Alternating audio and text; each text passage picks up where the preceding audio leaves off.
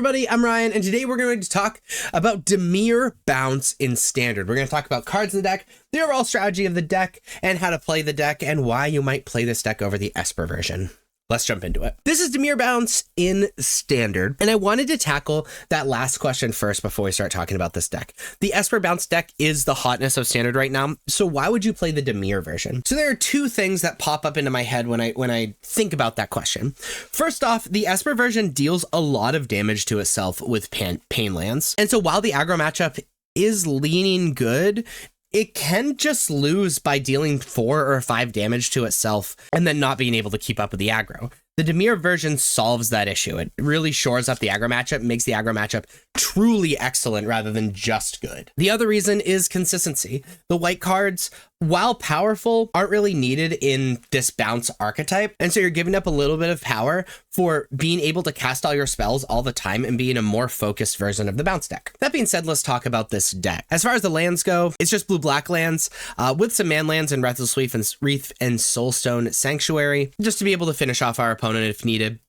We're playing for Spyglass Siren. Spyglass Siren is a 1/1 creature with flying. When it enters, create a map token. We like this because it is evasive, so it's good for Enduring Innocence and Kaido, and it does things when it enters, so it's fine for this town ain't big enough. We're playing for Storm Chaser's Talent, which is a class enchantment. When it enters, create a 1/1 blue and red otter creature token with prowess. We can trigger prowess really easily, so it's actually a pretty aggressive card. When we level it up, you return target instant or sorcery card from your graveyard to your hand, and it's level 3 for 6 more mana is whenever you cast an instant or sorcery spell, create a 1/1 blue and red otter creature token with prowess. This card is great because you can level it up and capitalize on returning this town ain't big enough or whatever, get that aggressive otter, and then be able to bounce it with either Fear of Isolation or this town ain't big enough to get more otters and be able to replay it for very cheap. We're playing 2 Cut Down as aggro hate, one black mana to destroy target creature with total power and toughness 5 or less. Pretty self-explanatory.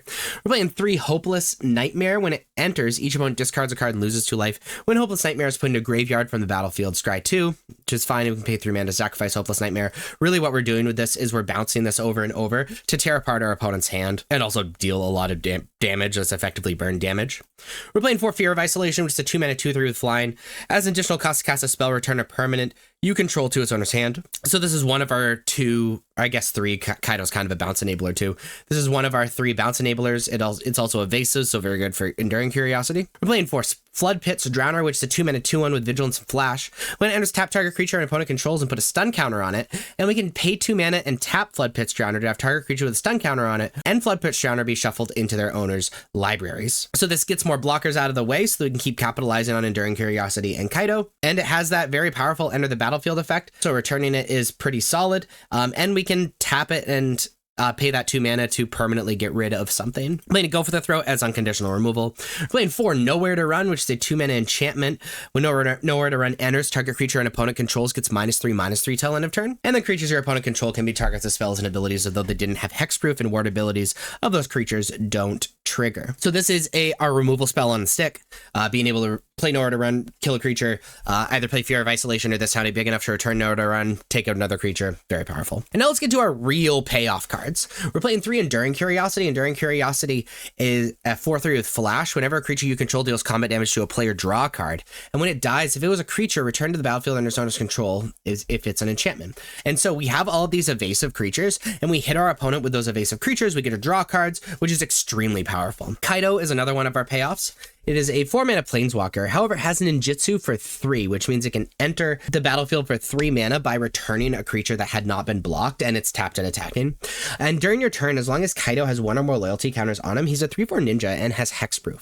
Its +1 is you get an emblem with ninjas you control, get +1/+1. Its 0 is Surveil 2, then draw a card for each opponent who lost life this turn. And its -2 is tap target creature, put 2 stun counters on it. This gets things out of the way, is a very, very scary threat and allows us to draw even more cards and returns these creatures to our hands so that we can continue to get those enter the battlefield effects. And then we're playing 4 This Town Ain't Big Enough. This Town Ain't Big Enough is a 5 mana instant. However, it costs 3 less if it targets a permanent you control, and you can return up to 2 target non-land permanents to their owner's hands. So effectively, it's 2 mana to return 2 of our permanents to our hands, or 2 mana to return like one of our permanents and get something out of the way of our opponents, or 5 mana to return 2 things of our opponents. This is our really, really big enabler. It allows us to keep bouncing our stuff and keep capitalizing on all of that stuff. And so we're playing these cards with enter the battlefield effects. We're dealing damage to our opponent with our evasiveness and drawing cards with enduring curiosity. And then we're returning stuff over and over with this town ain't big enough and fear of isolation to keep capitalizing on those enter the battlefield effects. As far as the sideboard goes, negate is really solid to stop, our opponent's non-creature spells that are relevant. It's not really more to get into it. Get Out is pretty interesting. It's a 2 mana instant. Target creature and enchantment spell, or return 1 or 2 target creature and enchantments you own to your hand. So really good if we want to return something to our hand, but also really decent when there are creatures and especially enchantments that we want to make sure we have counter magic for. We're playing 2 Shoshana's Tidebinder to deal with cards like Temporary Lockdown, which end up being pretty good against us. Cut down 3 and 4 against the aggro decks. Duress against things with non-creature spells that we care about. Preacher of the Schism and Shieldred are in a similar category. Sometimes the bounce version of our deck isn't very good, and we have to side out a lot of cards because they're not good. Like, there's a lot of decks that, like, No Order Run's bad against and Cut Down's bad against and all that stuff.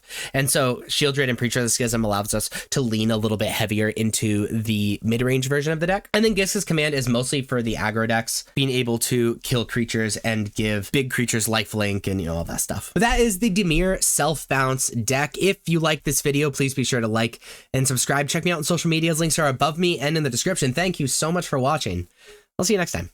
Bye-bye.